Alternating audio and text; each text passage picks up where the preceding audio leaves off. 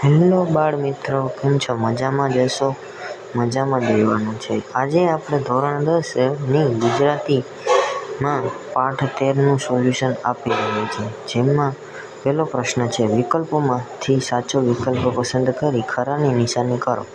એમાં પહેલું છે, કવિને શાની ભ્રમણતા થાય છે?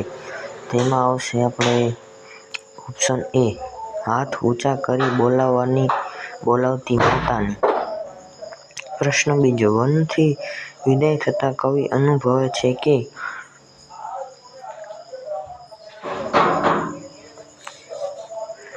ઓપ્શન ડી, વતન માટેનો તલસાટ. પ્રશ્ન 2, નીચેના પ્રશ્નો એક વાક્યમાં ઉત્તર આપો. વતનથી વિદાય થતા કવિ શેનાથી દૂર થઈ રહ્યા છે? વતનથી વિદાય થતા કવિ સ્નેહજનો પોતાના ઘરથી ડુંગરો, નદીઓ, કોતરો, ખેતરો વગેરે દૂર થઈ રહ્યા છે. પ્રશ્ન 3, નીચેના પ્રશ્નોમાંથી 2-3 વાક્યોમાં જવાબ આપો. કવિના પગ આગળ જવા માંડ ઉપડે છે, કારણ કે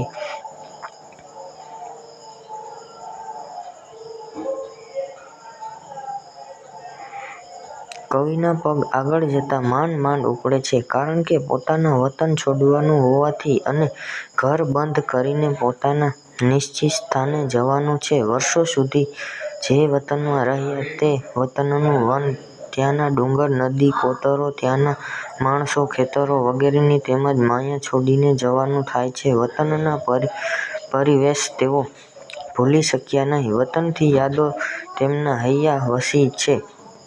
આના કારણે કવિના પગ માંડ ઉપડે છે. પ્રશ્ન 4, નીચેના પ્રશ્નોમાંથી 7-8 વાક્યમાં કે લીટીમાં જવાબ આપો. વતનથી વિદાય થતા કવિની વેદના તમારા શબ્દોમાં જણાવો.